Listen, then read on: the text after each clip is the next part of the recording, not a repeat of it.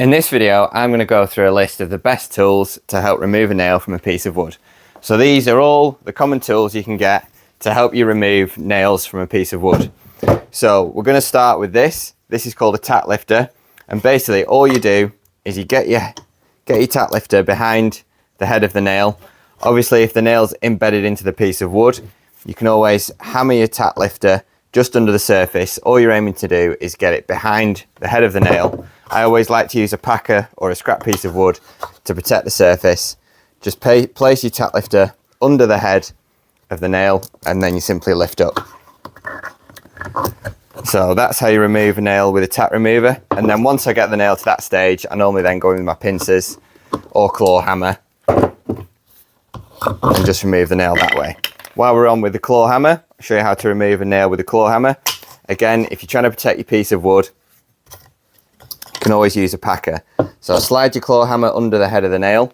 Sometimes what I like to do is use the tack lifter first, just hammer that in, get the head of the nail showing just above the surface of the wood. Then you can go in with your claw hammer, and again, it's always useful to have a scrap of wood just to protect the surface. You want to get the nail right in as far as you can into the claw hammer, and then you just pull back and use the hammer as a lever to remove your nail that way. So we've got claw hammer, we've got tack remover. Sometimes a set of good side snips can be useful to remove a nail. I only use these if I'm in a dire straits and I don't have access to any other tools. Sometimes you can get away if you put your side snips on, twist it from left to right, just try and work those side snips behind the head of the nail, and then once you've done that, place your little protective bit of wood behind, and as you squeeze the side snips, you just want to sort of lever it just to bring the head of the nail up.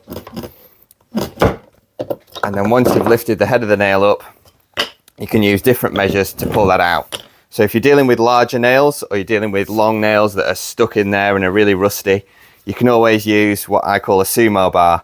It's basically a crowbar or a jemmy bar, we used to call it. So put your protective packer in again. You can see how useful it is to have a little scrap piece of wood when you're trying to remove nails carefully and not damage the surface. So we're just going to put our bar under, and again, get the nail right into the V of the bar and slowly prise it out. The great thing about removing nails is you can always,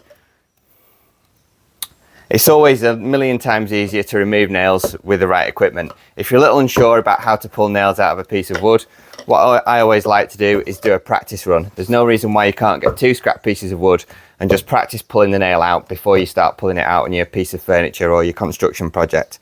So that's the jemmy bar, crowbar. We've done side snips. If you do have access to the head of your nail, you can always use pincers. Prise it out that way.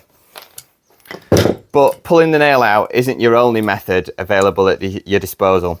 Pulling the nail out isn't the only method available at your disposal. Sometimes, if you're really trying to protect the surface, and what you often find is you're trying to remove nails from old floorboards, I actually like to punch the nail in rather than pull the nail out. So I bought this selection of punches online, and these are really good because they have a nice straight fluted end. The nail punches I had prior to this were these ones. These are more common. I have these in my toolbox, but the problem is when you're trying to punch a nail through, because it's wider here, it widens the hole, and what we're trying to do is cause as little damage as possible. So I've got this selection of punches here which I bought. I'll pop a link to these in the description in case you're wanting to do it this way yourself. So where you've got the nail there, it's sticking out a little bit, so we'll get it flush with the surface, and then what we can do is send the nail straight through.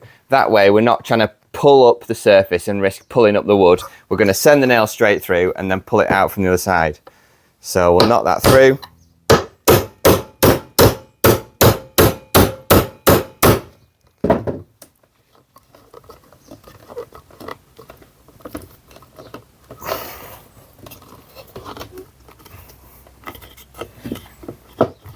As you can see, we punched it through, and it's actually come up on the other side. So as you can see, we punched the head of our nail straight through, and that's the only bit of damage caused. So sometimes pulling the nail out causes slightly more damage than punching the nail through. And if you've got a piece of trim you're trying to remove, what I always like to do is, say this is my trim, we'll put this back down. Say this is a piece of trim or a floorboard or something you're trying to remove. Often the best thing to do is get a flat knife under the board or behind the piece of trim and lever it off that way. So I always like to carry one of these flat knives with me. Take yourself a hammer, and you're actually not trying to pull the nails out, you're trying to just remove or separate the floorboard from the joist or the trim from the wood. I sometimes get 2 flat knives, and you want to lever it right where the nail is, and you can just pull your piece of wood off that way. Then you end up with 2 nails sticking out. And they always told us at joinery college that the least destructive way of removing nails from a piece of wood is to pull them right through. That way you don't cause any damage to the face, which is normally the side that you want to keep. So we'll put our pincers on there, and then we'll just work the nail out. It doesn't matter if we damage the back side of our piece of wood, because that's never going to be seen. And we simply pull the nail straight through, and because we're pulling in the same direction the nail went in, we don't cause any extra damage to the front side. If we try to knock that nail back out the other way, you risk damaging it a lot more. I'll show you here. So put the nail in, and we'll just punch that in. Use a fine punch. Ooh. Punch that in, and we'll just show you the damage it can cause when you start trying to knock a nail out from the back. So here's our nail. As you can see, you risk it pulling the wood out as you try and knock the nail through. So where you can, I always recommend pulling the nail through your finished piece of trim or your floorboard.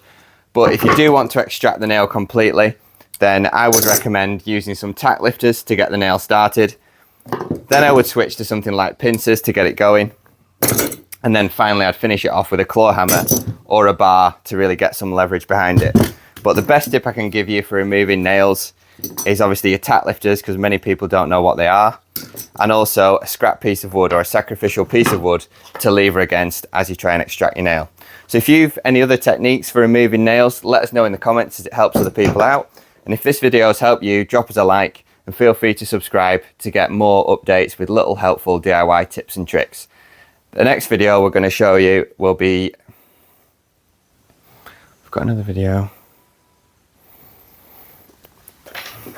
We're going to do a list of videos showing you how to remove nails with various tools and equipment. So we'll show you how to remove a nail with the pincers, the tack lifters, a pair of side snips, a hammer, and a crowbar. We'll go through each one and we'll do a little 2-minute video on how to remove nails with each piece of equipment. Thanks for watching.